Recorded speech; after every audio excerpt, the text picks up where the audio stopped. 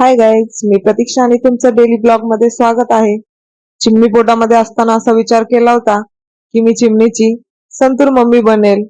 पण चिमणी झाल्यापासून चिमणी आणि चिमणीचे पप्पा एवढे त्रास देत आहेत की आता असा विचार यायला लागलाय की मी नेमकं लग्नच करून चुकी केली की काय. आधी ना चिमणीच्या पप्पाचे नखरे झेलायला लागायचे, पण आता चिमणीच्या पप्पांचे प्लस चिमणीचे दोघांचे नखरे झेलायला लागतात. हे देवा, माझं काय होणार आहे काय माहिती. या दोघांचे नखरे झेलण्यामध्ये मी संतूर मम्मी बनेन का नाही माहित नाही, पण कामवाली बाई नक्कीच बनेन.